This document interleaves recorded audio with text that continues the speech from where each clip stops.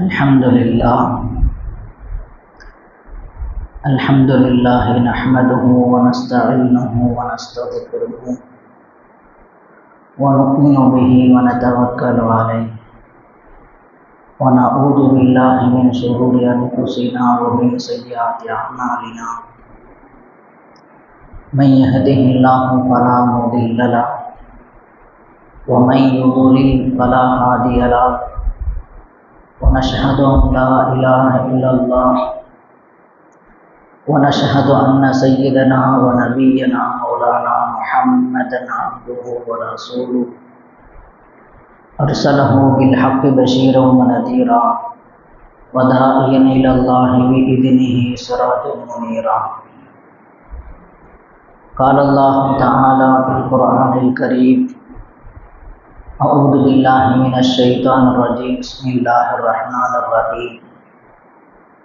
إن الله وملائكته يصلون على النبي يا أيها الذين آمنوا صلوا عليه وسلموا تسليما. اللهم صل على سيدنا محمد وعلى آل سيدنا محمد الذي قرنت البركة بذاته ومحياه وتعثرت العوالم بذكره ورياه. நம்மை எல்லாம் முஸ்லீமாக பிறக்கச் செய்து நபி ஸல்லல்லாஹு அலைஹி வஸல்லம் அவருடைய உம்மத்தில் ஒருவராக ஆக்கி பாக்கியம் நிறைந்த ஜும்ஆவுடைய நாளில் ரப்புல் ஆலமீனுக்கு பிடித்தமான இடத்தில் ஜும்ஆவுடைய கடமையை நிறைவேற்றுவதற்கு வாய்ப்பளித்த அல்லாஹ்வுக்கு எல்லா புகழும் புகழ்ச்சியும் உண்டாவதாக. ஆமீன். அல்லாஹ் தஆலா நமக்கும் நம்முடைய பெற்றோருக்கும் ஆசிரியர்களுக்கும் மனைவி பிள்ளைகளுக்கும் உலக முஸ்லீம்கள் அனைவருக்கும் உடல் ஆரோக்கியத்தை ஆஃபியத்தை சலாமத்தை தருவானாக.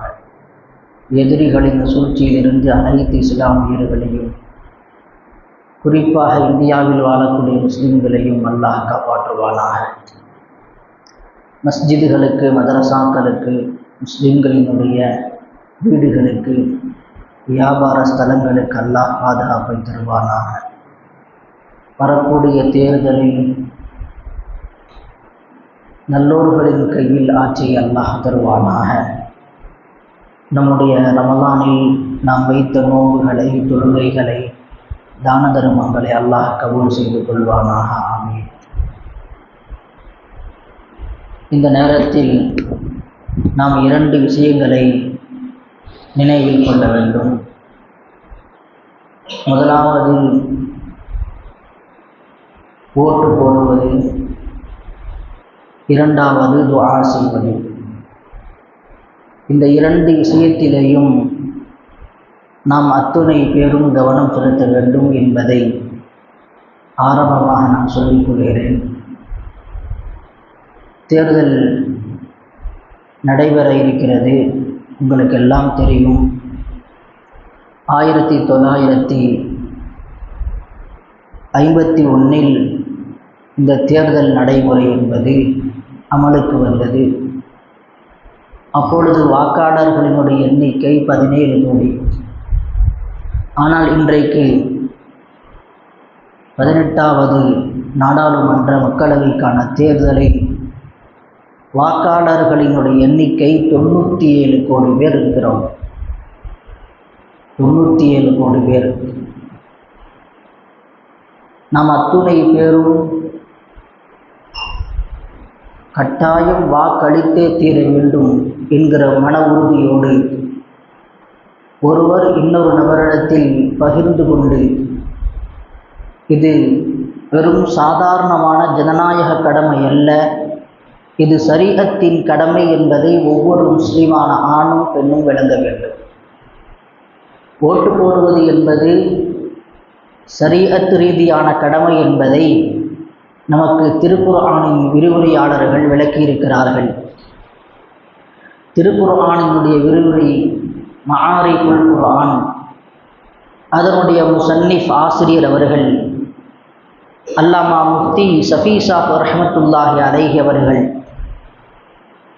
ஒரு இடத்தில் விளக்கம் சொல்கிற போது ஓட்டு போடுவது குறித்து அவர்கள் விளக்குகிறார்கள். ஓட்டு போடுவது என்பது நீதிமன்றத்தில் சாட்சி சொல்லக்கூடிய ஸ்தானத்தில் இருக்கிறது. ஒருவர் சாட்சி சொல்வதற்காக வேண்டி அழைக்கப்பட்டால் அதை மறுக்கக்கூடாது, அவர் கட்டாயம் சாட்சி சொல்ல வேண்டும் என்பதாக அந்த வசனத்திற்கு பல்வேறு விஷயங்களை விளக்கம் தருகிறார்கள்.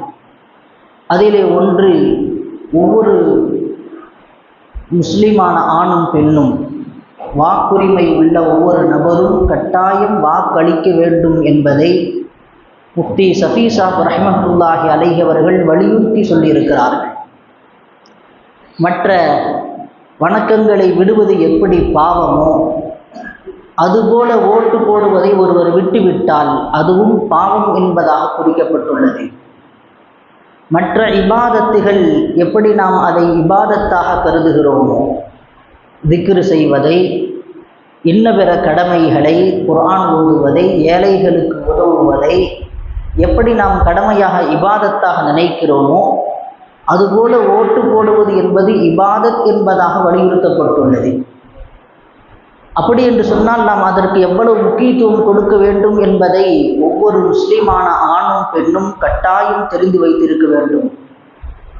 நம்முடைய ஒரு ஓட்டினால் என்னவாகிவிடப் போகிறது என்று யாரும் அலட்சியமாக இருந்துவிடக்கூடாது.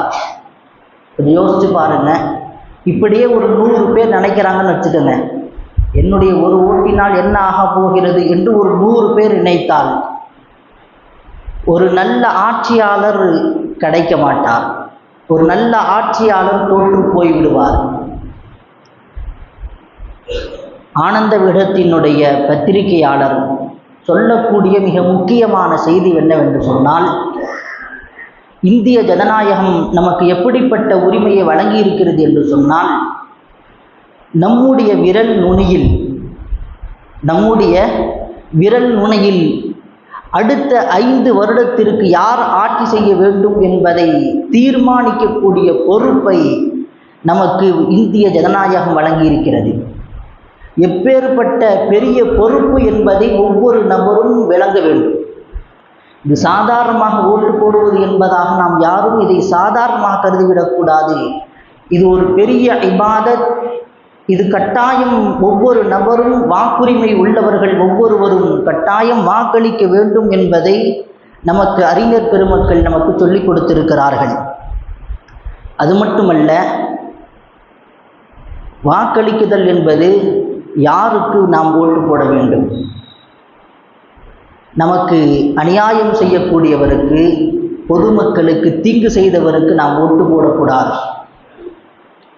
பொதுவாகவே இஸ்லாத்தில் 2 விஷயம் இருக்கிறது. ஒன்று நல் அமலை செய்வது, இன்னொன்று தீய அமலை விட்டு தவிர்ந்து கொள்வது. எதில் நாம் அதிக கவனம் செலுத்த வேண்டும்? தீய அமலில் விட்டு விடுவதில் நாம் அதிக கவனத்தை செலுத்த வேண்டும். ஒருவர் இபாதத்தை அதிகமாக செய்கிறார், ஒரே ஒரு பாவம் செய்து விடுகிறார் என்று சொன்னால் அந்த ஒட்டுமொத்த இபாதத்தும் ஏற்றுக்கொள்ளாமல் ஆகுவதற்கு அந்த ஒரு பாவம் காரணமாகிடும். நமக்கெல்லாம் தெரியும், சைத்தான், இப்லீஸ், அவன் ரப்பினுடைய லானத்தை பெற்றதற்கான காரணம் ஒரே ஒரு பாவம்தான். அவன் சஜிதா செய்யாத இடமே கிடையாது என்று நமக்கு சொல்லித்தரப்பட்டிருக்கிறது. மலக்குமார்களுக்கு ஆசிரியராக இருந்து பாடம் நடத்தி இருக்கிறான் என்று நாம் கேள்விப்பட்டிருக்கிறோம். பூமி முழுவதும் அவன் சஜிதா செய்திருக்கிறான். ஆனால் ஒரே ஒரு பாவம்தான் ஒட்டுமொத்தமாக அனைத்து நபரினுடைய லானத்திற்கும், மலக்குமார்களினுடைய லானத்திற்கும், ரப்பினுடைய லானத்திற்கும் காரணமாகிறான். காரணம் ஒரே ஒரு பாவம்தான். எனவே நாம் எதை செய்ய வேண்டும், எதை செய்யக்கூடாது, ஒருவர்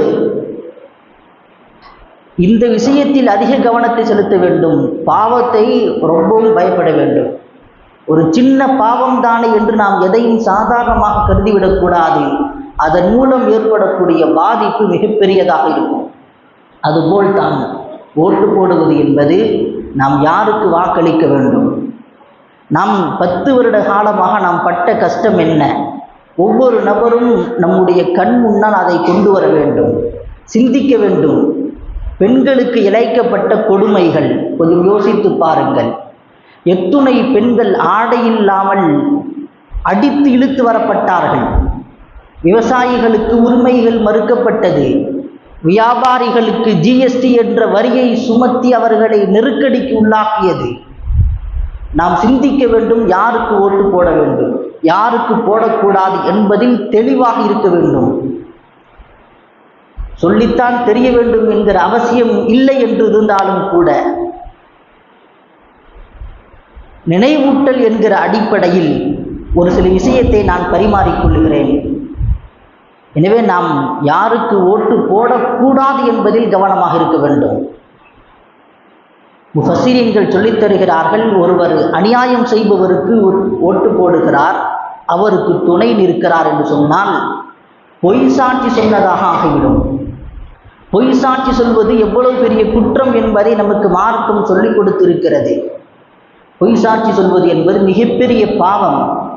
நபிகளும் பெருமான் ஸல்லல்லாஹு அலைஹி வஸல்லம் அவர்கள் சொல்லித் தருகிறார்கள், திருக்குர்ஆனில் வருகிறது, ஒருவர் அநியாயம் செய்பவருக்கு உதவியாக இருக்கிறார் என்று சொன்னால் அவர் அவர் செய்வது இனவெறி என்பதாக மார்க்கம் சொல்லி காட்டுகிறது, குர்ஆன் சொல்லி காட்டுகிறது. ஒருவர் அநியாயம் செய்கிறார், ஒருவர் அக்கிரமம் செய்கிறார், கொள்ளையடிக்கிறார், அவருக்கு துணையாக இருப்பது என்பது அதே குற்றத்தை செய்ததற்கான சமம். எனவே நாம் இந்த விஷயத்தில் ரொம்பவும் சிந்தனையோடு நிதானத்தோடு யோசித்து ஒவ்வொருவரும் சிந்தித்து வாக்களிக்க வேண்டும். இப்னு மஸ்ஊத் ரலியல்லாஹு அன்ஹு அவர்கள் சொல்றாங்க, மன் நஸர கௌமஹு அலா கைரில் ஹக்கி ஃபஹுவ கல் பஈரில் லதி ருத்திய ஃபஹுவ யுல்ஸஉ பிதனபிஹி. இப்னு மஸ்ஊத் ரலியல்லாஹு அன்ஹு சொல்றாங்க, நீங்கள் உண்மைக்கு மாற்றமாக யார் செயல்படுகிறாரோ அவருக்கு நீங்கள் உறுதுணையாக இருந்தால், உண்மைக்கு மாற்றமாக யார் உறுதுணையாக இருக்கிறாரோ அவருக்கு நீங்கள் உறுதுணையாக இருந்தால் அந்த குற்றத்தை செய்தவரை போன்றுதான். ஒரு ஒட்டகம் இருக்கிறது, கிணற்றிலே விழுகு போகிறது. அப்படி விழக்கூடிய நேரத்தில் அந்த ஒட்டகத்தினுடைய வாலை பிடித்தால் எப்படி அதை தடுக்க முடியாது? அந்த ஒட்டகம் உள்ளுக்குள்ள கிணற்றுக்குள் விழுந்து விடுமோ? அதுபோல நீங்கள் பொய்யான நபருக்கு, அநியாயம் செய்யக்கூடியவர்களுக்கு, அக்கிரம் செய்பவர்களுக்கு நீங்கள் உறுதுணையாக இருக்காதீர்கள் என்பதாக நமக்கு சொல்லித்தரப்பட்டிருக்கிறது. எனவே நாம் யாருக்கு ஓட்டு போட வேண்டும் என்பது விஷயத்தில் நாம் தீர்க்கமான ஒரு முடிவுக்கு வந்துவிட வேண்டும். இந்த நபருக்குத்தான் நான் ஓட்டு போடுவேன். அது யாருக்கு என்பதாக சொல்லித்தான் தெரிய வேண்டும் என்பதில்லை, உங்களுக்கு எல்லாம் தெரியும் யாருக்கு போட வேண்டும் என்பதாக. எனவே நாம் அதை நினைவில் வைத்துக் கொள்ளுங்கள். அல்லாஹு தஆலா திருக்குர்ஆனில் சொல்லி காட்டுகிறான், வஅகீமுஷ் ஷஹாதத லில்லாஹ், நீங்கள் சாட்சியை நிலைநாட்டுங்கள் என்பதாக அல்லாஹ் சொல்கிறான். சாட்சியை நாம் நிலைநாட்ட வேண்டும். நமக்கு கொடுக்கப்பட்டிருக்கிற பொறுப்பு இது. நமக்கு கொடுக்கப்பட்டிருக்கிற அல்லாஹு தஆலா சொல்லி காட்டுகிறான், வலா யஅபஷ் ஷுஹதாஉ இதா மா துஉ, சாட்சி சொல்வதற்காக வேண்டி நீங்கள் அழைக்கப்பட்டால் மறுக்காதீர்கள். நாம் மறுக்கக்கூடாது. நாம் ஒவ்வொரு நபரும் ஓட்டு போட வேண்டும். ஒருவர் முகத்தை கழுவுகிறார். முகத்தை கழுவுகிற போது சாதாரணமாக எந்த நியத்தும் இல்லாமல் முகத்தை கழுவினால் அதற்கு எந்த சவாபும் கிடையாது. அதுவே நான் ஒழு செய்கிறேன் என்ற நியத்தோடு முகத்தை கழுவினால் அதற்கு சவாப் இருக்கிறது, அதற்கு நன்மை இருக்கிறது. அதுபோல் தான் நாம் ஓட்டு போடுகிறோம் என்று சொன்னால் நாம் அதற்காக வேண்டி நாம் செயல்படுகிற அனைத்து காரியங்களும், அது வரிசையில் நிற்பதாக இருந்தாலும் சரி, அதற்கு எடுத்துக்கொள்ளக்கூடிய சிரமங்கள் எதுவாக இருந்தாலும் சரி, நாம் சாட்சி சொல்வதற்கு தயாராக இருக்கிறோம். நாம் வரிசையில் நிற்கிற போது கூட, ஓட்டு போடுவதற்கு நாம் வருகிற போது கூட இந்த நியத்தில் வர வேண்டும், நான் சாட்சி சொல்வதற்காக வருகிறேன், நல்லோர்களை தேர்ந்தெடுப்பதற்காக நான் வருகிறேன் என்கிற எண்ணத்தில் வந்தால் அந்த நடையும் அந்த செயலும் இபாதத்து என்பதாக நமக்கு முஃபஸ்ஸிரீன்கள், மார்க்க அறிஞர்கள் சொல்லித் தருகிறார்கள். நாம் என்ன செய்யக்கூடாது? நீண்ட நேரம் நிற்க வேணுமே, சிரமமாக இருக்குமே, வெயில் காலமாக இருக்கிறதே என்றெல்லாம் நாம் கருதி நாம் அதை தவிர்த்து விடக்கூடாது. எவ்வளவு சிரமம் ஏற்பட்டாலும் சரி, நோயாளிகளாக இருந்தாலும் சரி, வயோதிகர்களாக இருந்தாலும் சரி, யாராக இருந்தாலும் சரி, படித்தவர்களாக இருந்தாலும் சரி, நாம் எந்த நிலையில் இருந்தாலும் சரி ஓட்டு போடுறதுக்கு என்ன செய்யக்கூடாது, அதில் ஏற்படக்கூடிய சிரமங்களை சகித்து கொண்டு ஓட்டு போட வேண்டும் என்று மார்க்கறிஞர்கள் வலியுறுத்தி இருக்கிறார்கள். நம்ம போய் எவ்வளோ நேரம் நிற்கிறது அப்படின்னு நம்ம அதை கஷ்டப்பட்டுட்டு நாம் என்ன செஞ்சோம்னா, நாம் ஓட்டு போடாமல் இருந்தால் அதற்கு பின்னால் 5 வருடம் கஷ்டப்பட போவது நாம் தான். அல்லாஹ் தஆலா அந்த கஷ்டத்திலிருந்து நம் அனைவரையும் காப்பாற்ற வேண்டும். முதலாவது, நம்முடைய புறத்திலிருந்து நாம் செய்யக்கூடிய முயற்சி. கடைகளை வைத்திருக்கிறோம், வியாபாரம் செய்கிறோம். கடைகளை வைத்து வியாபாரம் செய்வது இது ரிசுக்கை தேடுவதற்குண்டான வழிமுறை. ஆனால் ரிசுக்கை கொடுப்பது அல்லாஹ் தான். அது எந்த வழியில் வேண்டுமானாலும் தேடிக்கொள்ளலாம். ரிசுக்கை தேடிக்கொள்ளலாம், உத்தியோகத்தின் மூலமாக தேடலாம், நம்முடைய படிப்பின் மூலமாக தேடலாம். நாம் சம்பாதிப்பது ஹலாலான முறையில் இருக்க வேண்டும், ஆனால் அதற்கு முயற்சி செய்ய வேண்டும். ரிசுக்கை கொடுப்பது அல்லாஹ். அதேபோல்தான் ஒருவருக்கு நோய் ஏற்படுகிறது என்று சொன்னால் அதற்குண்டான மருந்தை தேட வேண்டும். தேடுவது கடமை. எந்த மருத்துவத்தில் யாருக்கு ஆரோக்கியம் இருக்குது என்று தெரியாது. ஒரு மருந்து ஒருவருக்கு சிபாவை கொடுக்கலாம், இன்னொருக்கு சிபாவை கொடுக்காமல் இருக்கலாம். எனவே சிபாவை தரவில்லை என்பதற்காக வேண்டி அதை மருத்துவத்தை விட்டுவிடுவது அல்ல. எந்த மருந்தில் சிபாவை கிடைக்குமோ அதை தேட வேண்டும் என்று மார்க்கம் வலியுறுத்தி இருக்கிறது. அதுபோல ஓட்டு போடுவது என்பது நம்முடைய முயற்சி. அதை பரிபூர்ணமாக ஆட்சி அதிகாரத்தை கொடுப்பது ரப்பிடத்தில் இருக்கிறது. நாம் அதற்கு முயற்சியும் செய்ய வேண்டும். அஸ்ஸஇயு மின்னி வல் இத்மாமு மினல்லாஹ். நம்முடைய புறத்திலிருந்து நாம் முயற்சி செய்ய வேண்டும், முடிவை ரப்பிடத்தில் கேட்க வேண்டும். நாம் முயற்சி செய்துவிட்டு நம்முடைய முடிவு சரியானது என்பதாக நாம் நினைத்துவிடக்கூடாது. ரப்பிடத்தில் துஆ செய்ய வேண்டும். ஹஜ்ரத் ஆயிஷா ரலியல்லாஹு அன்ஹா அவர்கள் சொன்னார், பத்ரு போர் நடைபெறுவதற்கு முன்பாக தொடர்ந்து 6 மாத காலம் அத்துணை முஸ்லிம்களும் ஆண்களும் பெண்களும் நாங்கள் தஹஜ்ஜத்தை விட்டது கிடையாது. பத்ரு போர் வெற்றி கிடைத்ததற்கு இதுவும் ஒரு காரணம் என்பதாக ஆயிஷா ரலியல்லாஹு அன்ஹா சொல்றாங்க. நபியினுடைய துஆ ஒரு காரணம். ஸல்லல்லாஹு அலைஹி வஸல்லம் அவர்கள் என்ன செஞ்சாங்க, வெற்றி கிடைக்கும்னு சொல்லி கம்முன்னு இருந்துக்கல. சஜிதாவில் விழுந்து அன்று இரவு முழுவதும் துஆ செஞ்சாங்க. யாருக்காக வேண்டி? நமக்காக வேண்டி துஆ செய்தார்கள். அல்லாஹ் பார்த்துக்குவான் அப்படின்னு அவங்க என்ன செய்யல, கம்முன்னு இருந்துக்கல. நமக்காக வேண்டி வழிகாட்டி இருக்கிறார்கள். நாம் ரப்பினுடைய உதவியை இப்படித்தான் எதிர்பார்க்க வேண்டும் என்பதாக நமக்கு வழிகாட்டி இருக்கிறார்கள். எனவே வெற்றி கிடைக்க வேண்டும் என்று சொன்னால் ஓட்டு போடுவது மட்டும் அதோடு மட்டும் நிறுத்தி கொள்ளாமல் ஒவ்வொரு நபரும் நாம் எப்படி ரமதானில் விடாமல் தஹஜ்ஜத்தை தொழுதோமோ, ரப்பிடத்தில் மன்றாடி பிரார்த்தனை செய்தோமோ, அதுபோல தேர்தலினுடைய ரிசல்ட் வரும் வரைக்கும் அத்துணை நபரும் தஹஜ்ஜத்து விடாமல் தொழ வேண்டும். தஹஜ்ஜத்தான சொல்கிறாங்க, 5 வக்த சொல்ல நினைச்சக்கூடாது. தஹஜ்ஜத்து யார் மீது? 5 வக்து தொழுகை கடமை, கட்டாய கடமை. தஹஜ்ஜத் என்பது நஃபிலானது, உபரியானது. 5 வக்து நமக்கு உண்டான கடமைகளை நாம் சரியாக செய்ய வேண்டும். நமக்கு கொடுக்கப்பட்ட பொறுப்புகள், தொழுகையிலிருந்து நமக்கு செய்ய வேண்டிய அனைத்து கடமைகள், நம்முடைய பிள்ளைகளுக்கு செய்ய வேண்டிய கடமைகள், நம்முடைய அண்டை வீட்டாருக்கு செய்ய வேண்டிய கடமைகள், நமக்கு கொடுக்கப்பட்ட கடமைகளை சரியாக செய்தால் ரப்பினுடைய உதவி தேடி வரும் என்பதில் எந்த சந்தேகமும் கிடையாது. ஹஸ்ரத் முல்லா ஜீவன் ரஹ்மத்துல்லாஹி அலைஹி நீங்கள் எல்லாம் கேள்விப்பட்டிருப்பீர்கள்.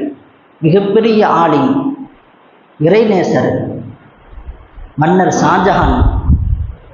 அவர் ஒரு நாள் பட்டாடை அணிகிறார். மகன் அவுரங்கசீப் ரஹ்மத்துல்லாஹி அலைஹி சொன்னாங்க, எங்கள் உஸ்தாது முல்லா ஜீவன் ரஹ்மத்துல்லாஹி அலைஹி பட்டாடை அணியக்கூடாதுன்னு சொல்லியிருக்கிறாங்க, ஹராமுன்னு சொல்லியிருக்கிறாங்க, தடுத்திருக்கிறாங்க. நீங்கள் இதை போடக்கூடாது அப்படின்னு சொன்னப்ப, இந்த ட்ரெஸ்ஸை போடக்கூடாதுன்னு என்னை கட்டளையிடுவதற்கு அவர் யார்?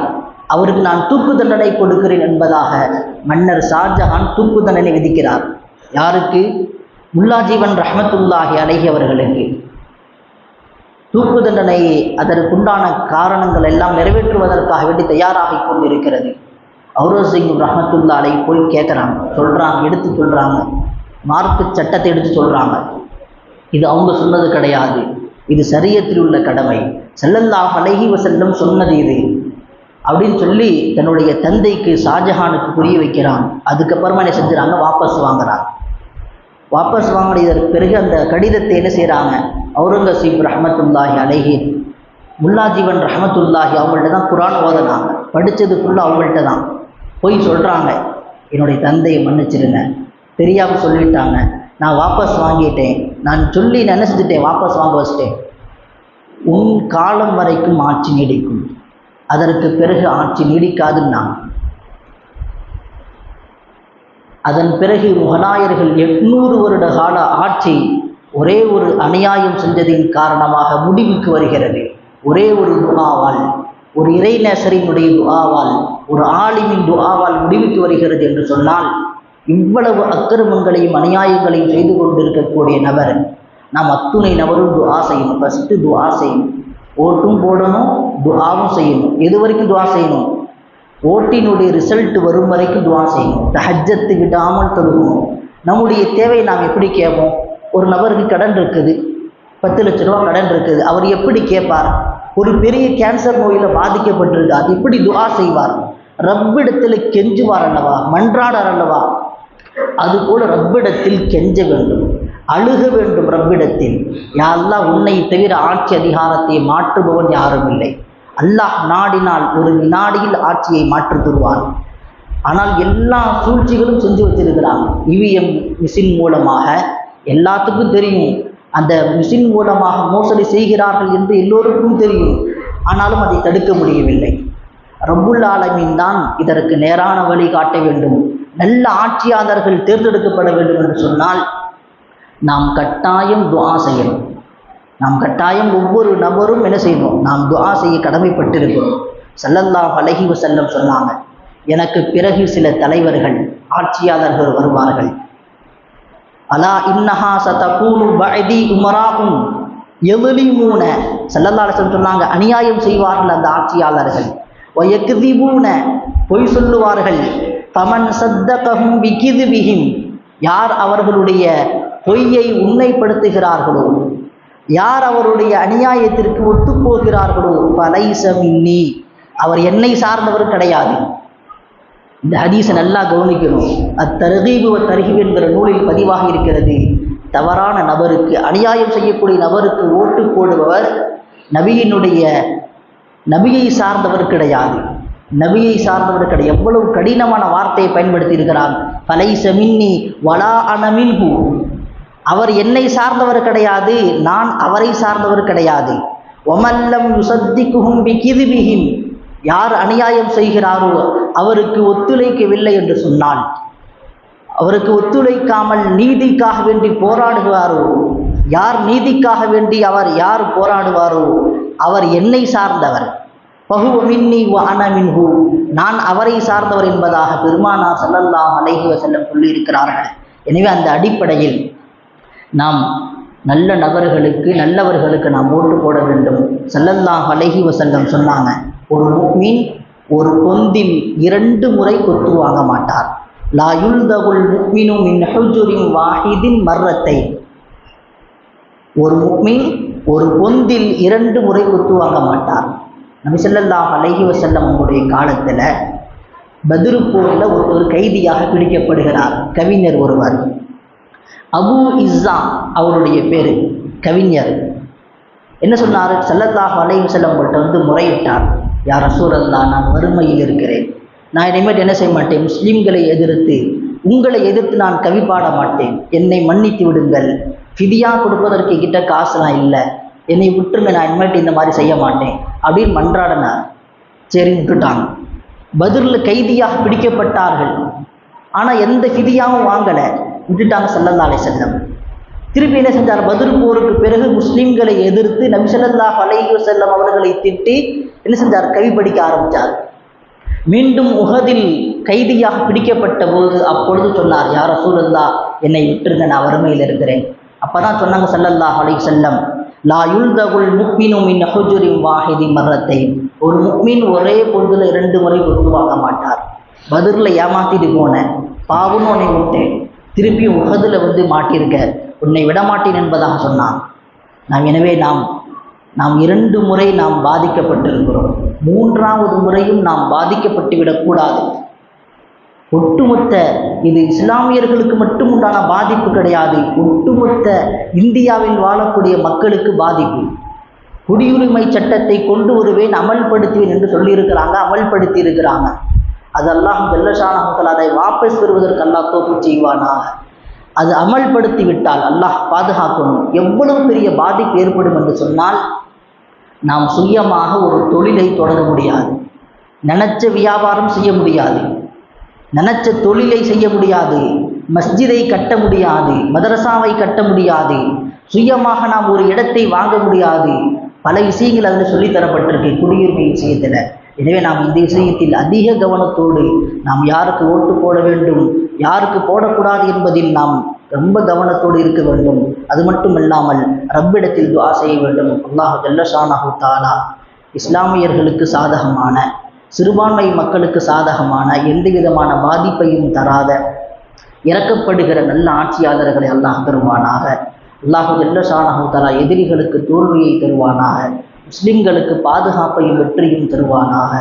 ஆமீன். வ ஆகிரு தஅவானா அல்ஹம்துலில்லாஹி ரப்பில் ஆலமீன்.